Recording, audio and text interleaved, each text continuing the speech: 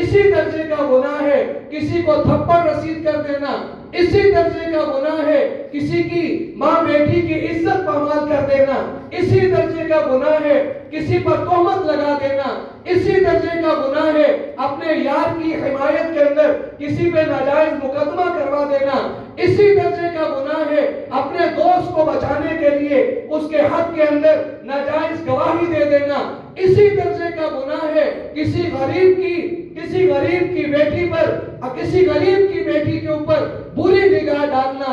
ہم نے سمجھا زنا بڑا گناہ ہے، ہم نے سمجھا چوری کرنا بڑا گناہ ہے، ہم نے سمجھا کہ چوری کرنا بڑا گناہ ہے، اور ان گناہوں کو ہم نے مذاق سمجھ لیا۔ عزت پامال کر دینا، کسی کو بے عزت کر دینا، کسی غریب آدمی کا مذاق اڑا دینا، یہ اسی درجے کے گناہ ہیں جس درجے کے گناہ زنا جیسا گناہ ہے۔ میں مبالغہ نہیں کر رہا، میں اپنی طرف سے نہیں کہہ رہا، یہ سرکار دو عالم صلی اللہ علیہ وسلم نے فرمایا الغیبۃ اشد من الزنا۔ غیبت میں کیا ہوتا ہے؟ عزت پامال ہوتی ہے۔ غیبت میں کیا ہوتا ہے؟ عیب جوئی ہوتی ہے۔ غیبت میں کیا ہوتا ہے؟ ایک مسلمان کی عزت کا استحصال ہوتا ہے۔ زبان سے لفظ نکلتے ہیں، دل چیر کے رکھ دیتے ہیں، زبان سے لفظ نکلتے ہیں، عزتیں پامال ہو جاتی ہیں۔ سرکار دو عالم صلی اللہ علیہ وسلم نے اس کو تشبیہ دے کے فرمایا کہ زنا گناہ ہے، غیبت اس سے بھی بدتر گناہ ہے، غیبت اس سے بھی زیادہ بدتر گناہ ہے۔ اس لیے میں نے کہا کہ وہ گناہ جنہیں ہم بہت ہلکا لیتے ہیں، جنہیں ہم گناہ کے زمرے میں بھی شاید ہم شمار نہیں کرتے، وہ ہمارے حالات کو الٹ پلٹ کے رکھ دیتے ہیں۔ اور یاد رکھیے کہ انسان بھول جاتا ہے، ان ربی لا ینسی ولا یضل، میرا رب نہ بھولتا ہے اور نہ کسی کا ادھار رکھتا ہے۔ انسان بھول جاتا ہے، جس زیادتی کرنے والا بھی بھول جاتا ہے، جس کے ساتھ زیادتی ہوئی وہ بھی کسی وقت میں بھول جاتا ہے، میرا رب نہیں بھولتا۔ وقت گزر جاتا ہے، ایک وقت گزر جاتا ہے، لیکن اللہ کا عدل ضرور حرکت میں آتا ہے، اللہ کا انصاف ضرور حرکت میں آتا ہے۔ اللہ بھولنے سے پاک ہے، اللہ نہیں بھولتا۔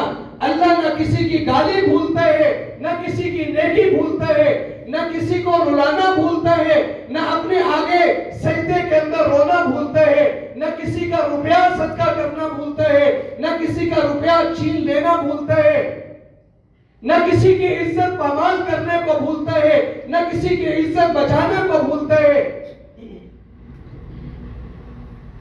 جو لوگ نیکی کرتے ہیں وہ نیکیاں بھی اللہ کے ہاں محفوظ رہتی ہیں، جو لوگ لوگوں کو ستاتے ہیں وہ ستانا بھی اللہ کے ہاں محفوظ رہتا ہے۔